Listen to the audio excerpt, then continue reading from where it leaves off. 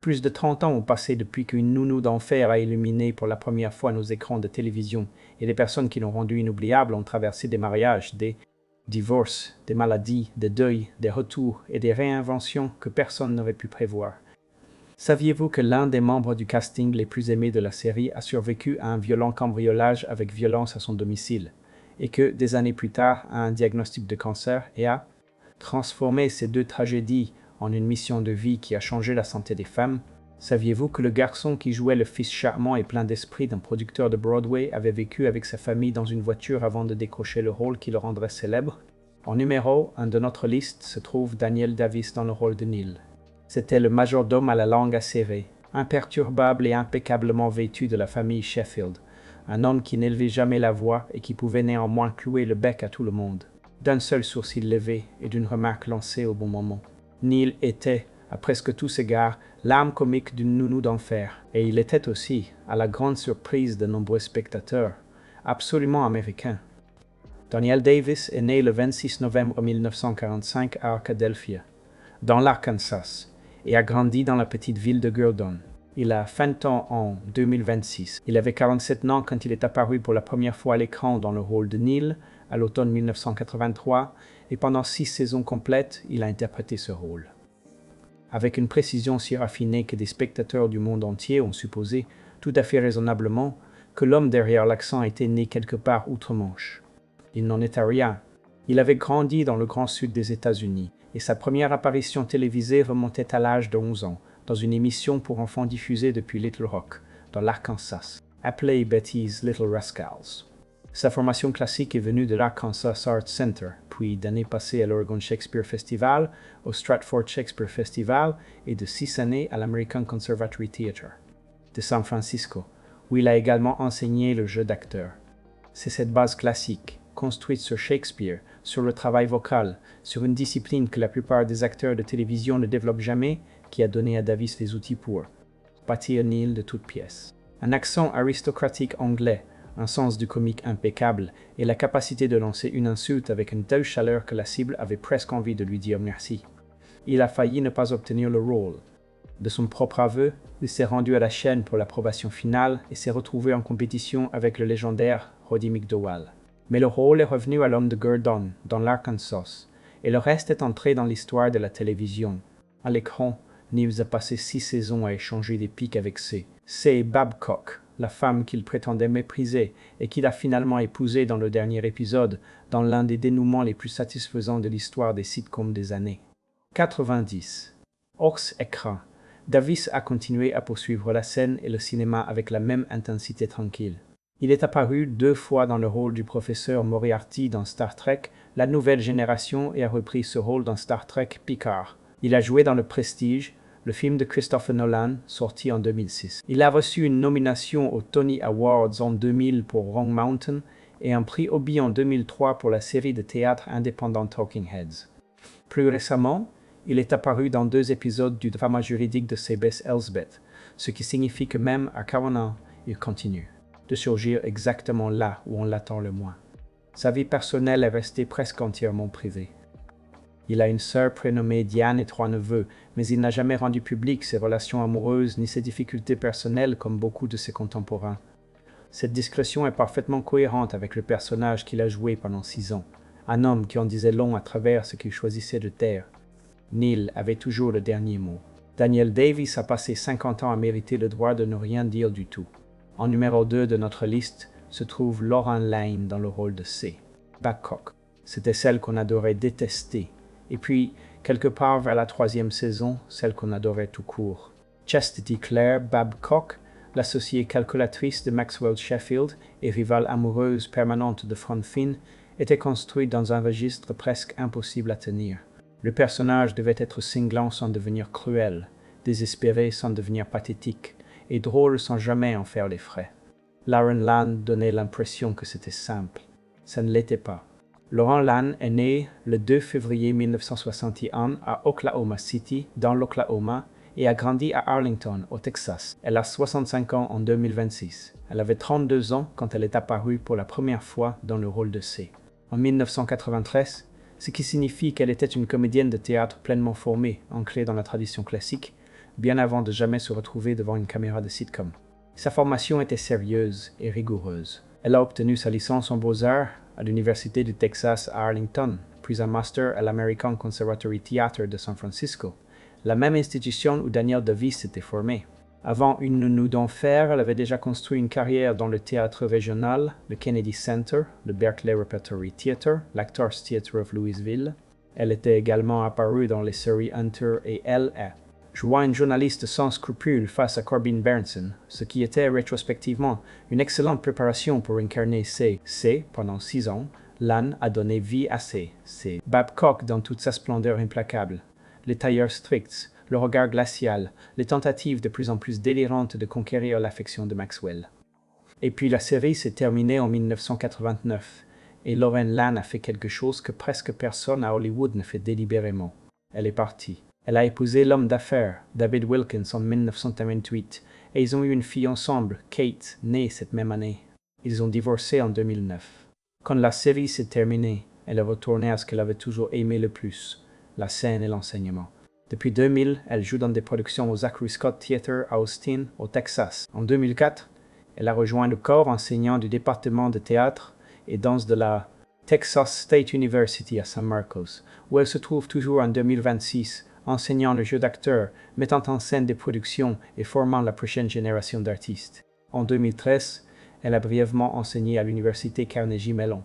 En 2015, elle et Danielle Davis ont joué ensemble dans une production unique de Love Letters d'A.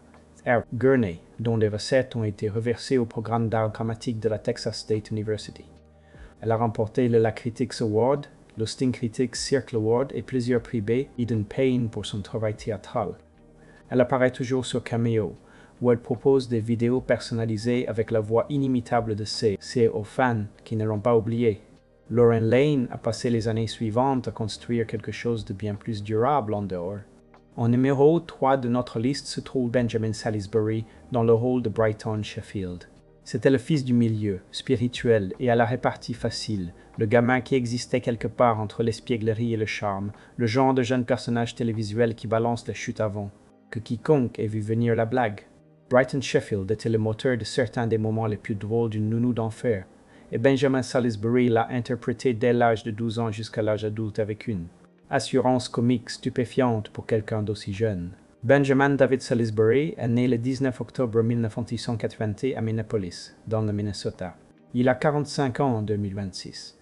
Il n'avait que 13 ans quand il est apparu pour la première fois dans le rôle de Brighton en novembre 1993, ce qui signifie qu'il a passé la plus grande partie de son adolescence dans cette maison fictive de Park Avenue. Ce que la plupart des gens n'ont jamais su, et qui n'a été révélé que dans une interview de 1987 dans l'émission Entertainment Tonight, c'est qu'avant tout cela, la famille Salisbury avait traversé une période de grande précarité. Il y a eu un temps où ils vivaient dans leur voiture. Le garçon qui allait divertir des millions de téléspectateurs chaque semaine avait passé une partie de ses premières années sans domicile stable.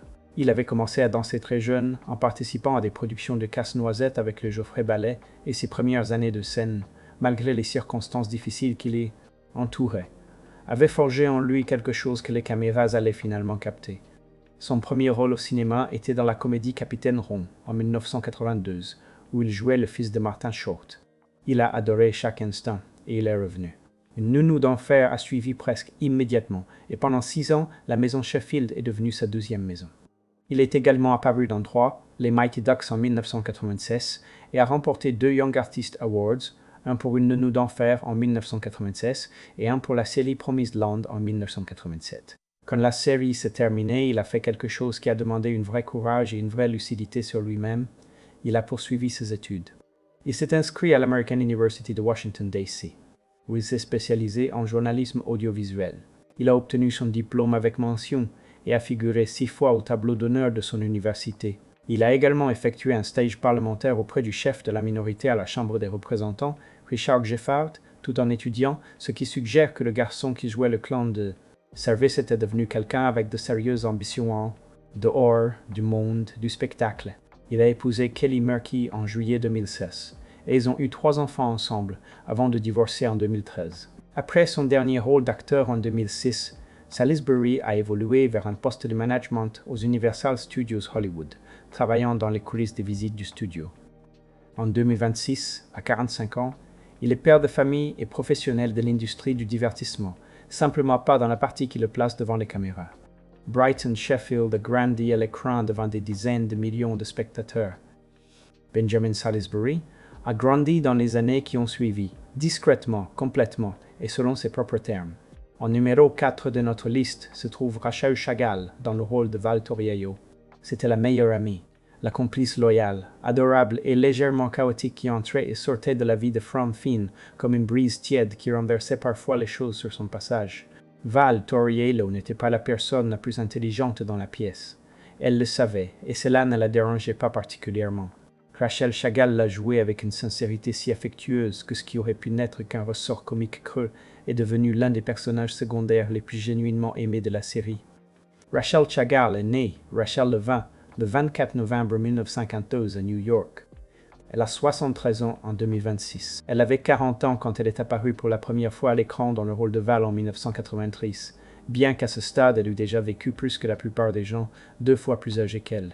En 1992, elle a contracté le syndrome de Guillain-Barré, une maladie neurologique rare et terrifiante dans laquelle le système immunitaire attaque le système nerveux, provoquant une paralysie progressive. Elle a récupéré, même si le processus a été éprouvant et incertain, et elle a repris le travail. 5 ans après sa guérison, en 1987, elle a été choisie pour le rôle principal de Gaby, une histoire vraie, un film biographique sur Gabriela Bremer, une femme mexicaine atteinte de paralysie cérébrale qui a lutté contre tous les obstacles que la société lui posait pour devenir écrivaine. Sa performance lui a valu une nomination aux Golden Globes dans la catégorie meilleure actrice dans un film dramatique.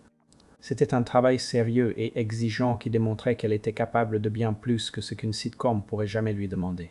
Elle a joué Val pendant toute la durée de la série, et il y a eu une coïncidence véritablement poétique dans la saison finale, quand Fran et Maxwell ont eu des jumeaux dans l'épisode final. Ils ont appelé Jonah Samuel et Eve Catherine, et exactement au même moment, Rachel Chagall a donné naissance à ses propres jumeaux, également prénommés Jonah et Eve, le 19 mars 1999. Elle avait rencontré son mari, Greg Lenner, sur le plateau. Il était régisseur de la série, et ils s'étaient mariés en 1998. La vie et la fiction avançaient au même rythme.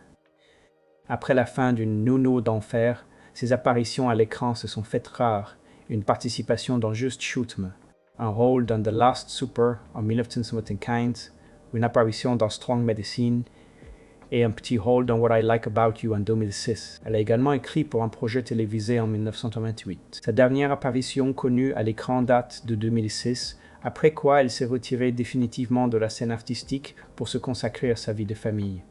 Elle n'a pas de présence publique sur les réseaux sociaux. En 2026, Rachel Chagall mène une vie tranquille, loin de la machine hollywoodienne qu'elle a jadis naviguée avec tant de grâce. Val Toriello faisait paraître Fran Finn plus intelligente. Rachel Chagall avait été depuis toujours l'une des actrices dramatiques les plus fascinantes d'Hollywood. C'est juste qu'elle se trouvait être aussi celle qui faisait rire. En numéro 5 de notre liste se trouve Nicole Tom dans le rôle de Maggie Sheffield. C'était l'aînée des enfants Sheffield, l'adolescente prudente, studieuse et légèrement anxieuse qui s'est épanouie lentement au fil de 6 saisons pour devenir une jeune femme sûre d'elle, souvent, sous l'influence vestimentaire de Fran Finn qui la guidait dans des directions que son père n'aurait jamais pu anticiper. Maggie Sheffield était l'encre émotionnelle des enfants Sheffield, et Nicole Tom l'a interprétée avec une chaleur tranquille et solide qui contrastait agréablement avec le chaos ambiant. Nicole Tom est née le 23 mars 1968 à Hinsdale, dans l'Illinois. Elle a 48 ans en 2026. Elle avait 15 ans quand elle est apparue pour la première fois dans le rôle de Maggie en novembre 1993, en prenant un rôle qui allait entièrement définir ses années d'adolescence. Elle vient de l'une des familles d'acteurs les plus remarquables de la télévision américaine. Son frère jumeau, David Tom, est surtout connu pour son long rôle de Billy Abbott dans Amour, Gloire et Beauté. Sa sœur aînée Heather Tom a remporté plusieurs Daytime Emmy Awards dans diverses séries. Leur mère a inscrit la famille au Young Actor Space très tôt, ce qui a conduit à la première apparition télévisée de Nicole en 1990 et un petit rôle dans Le Prince de Bel-Air en 1991. Son percé avant Une nounou d'enfer a été le film familial Beethoven en 1982, dans lequel elle jouait Rice Newton, un rôle qu'elle a repris dans Beethoven 2 en 1993 et dans la série animée qui a suivi.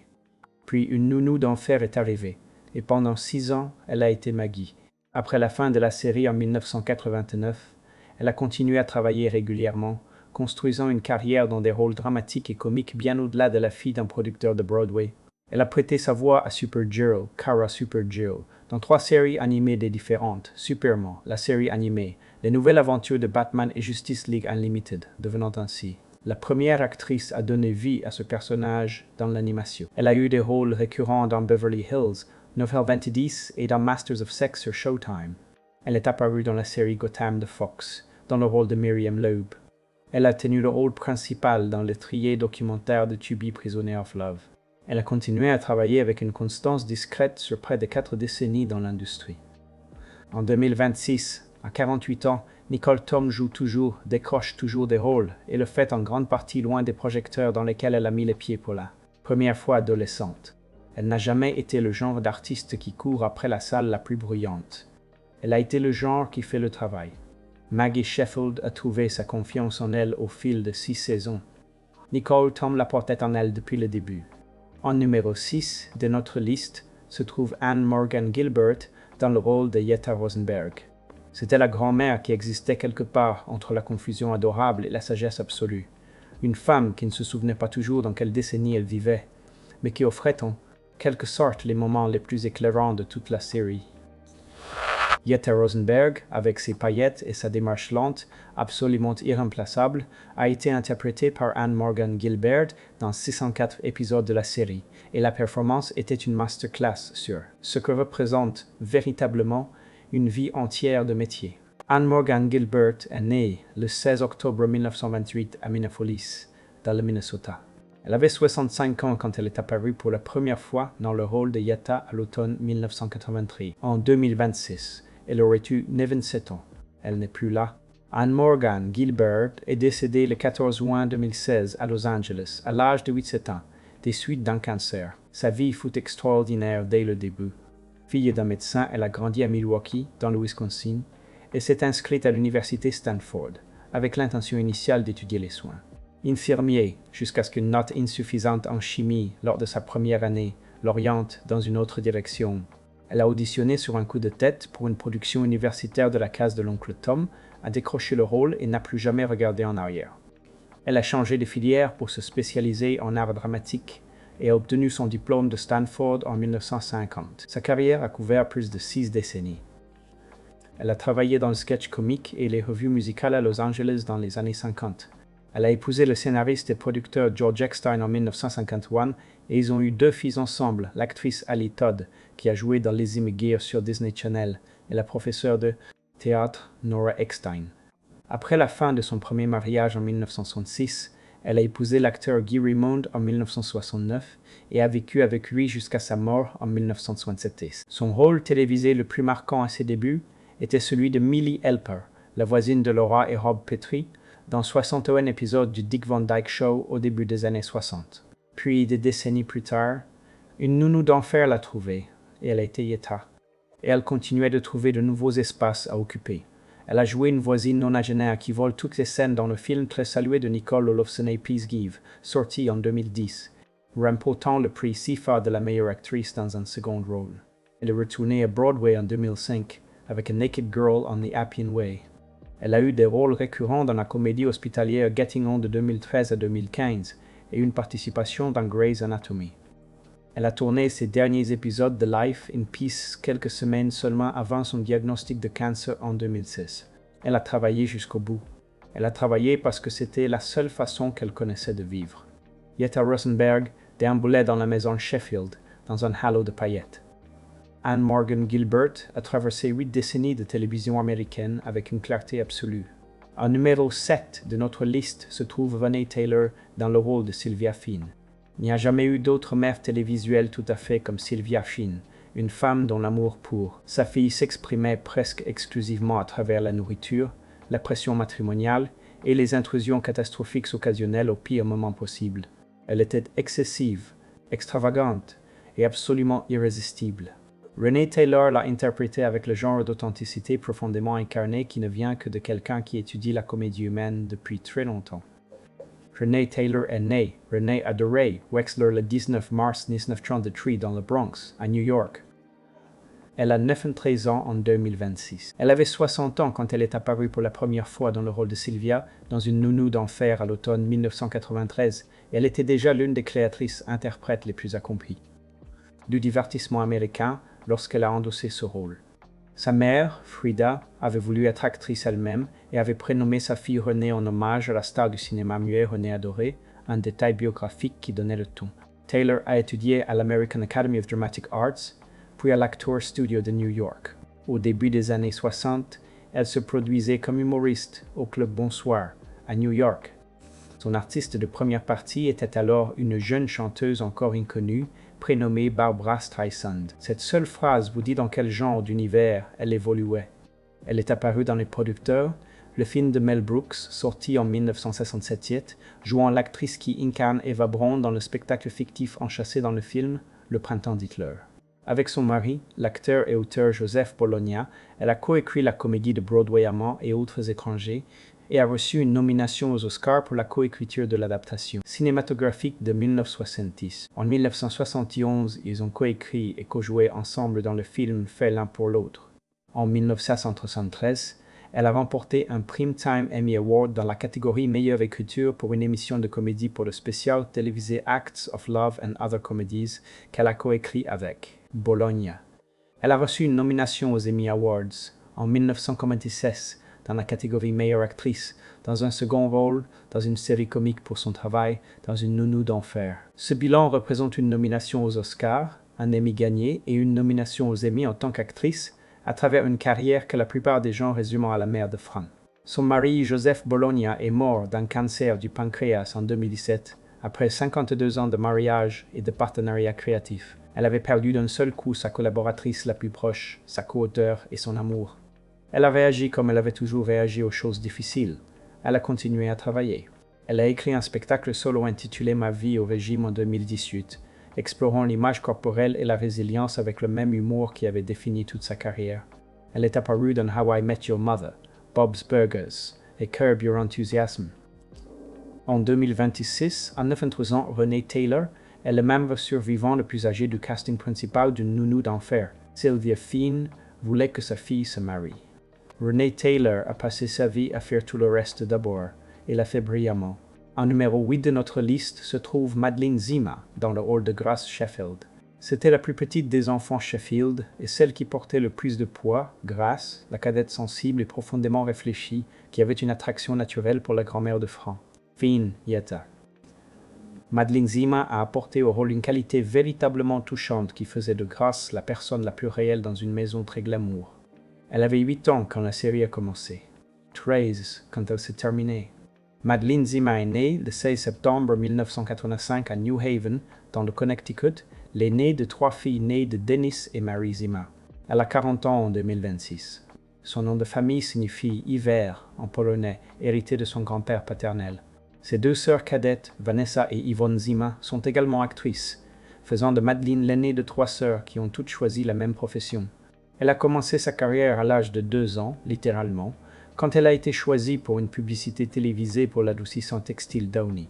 Elle a fait sa première apparition significative au cinéma en 1982 à l'âge de 6 ans, jouant Emma Bartel dans le thriller psychologique La main sur le berceau. Elle est ensuite apparue dans la comédie de 1983, Mr. the Nanny avec Hulk Hogan. Puis Une nounou d'enfer a été lancée, elle a été Grace, et la famille a déménagé de New York à Los Angeles pour que ce soit possible. Pendant 6 ans, elle a été nommée 13 fois aux Young Artist Awards. Après la fin de la série, elle a affronté de plein fouet le défi auquel tous les acteurs enfants sont confrontés, prouver qu'elle était capable de quelque chose d'entièrement différent. En 2003, après une recherche mondiale, elle a été choisie pour incarner une jeune Lucille Ball dans la mini-série Save Us Lucy. En 2004, elle a joué la méchante belle-sœur dans Cendrillon à Manhattan face à Hilary Duff. En 2017, elle a pris le rôle de Mia Lewis dans Californication sur Showtime. Une jeune femme moralement complexe aussi éloignée de Grace Sheffield que possible, et la performance s'est prolongée.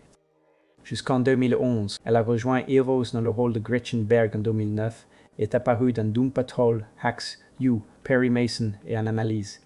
En 2018, elle a à la fois écrit et réalisé le court-métrage Warm Human Magic, son premier pas derrière la caméra. Elle a un enfant. Elle reste active dans l'industrie en 2026 à 40 ans, continuant à construire une œuvre qui a commencé quand la plupart des acteurs n'ont pas encore fait leur première audition. Grace Sheffield a passé 6 saisons à découvrir qui elle était. Madeleine Zima a passé les 26 années suivantes à montrer à tout le monde qui elle était. En numéro 9 de notre liste se trouve Charles Shaughnessy dans le rôle de Maxwell Sheffield. C'était le producteur de théâtre de Broadway veuf patricien, émotionnellement refoulé à la manière très britannique, visiblement incapable de se connecter à ses propres enfants et complètement, désespérément incapable d'admettre ses sentiments pour la femme qu'il avait engagée par accident comme nounou. Maxwell Sheffield était le faire-valoir parfait, beau, éloquent et enfermé dans une réserve que Franfine a passé 6 saisons à démanteler joyeusement. Charles Shaughnessy l'a interprété avec un type particulier de comédie. La comédie d'un homme qui garde sa dignité en toutes circonstances, sauf celles qui comptent vraiment. Charles George Patrick Shaughnessy est né le 9 février 1955 à Londres, en Angleterre.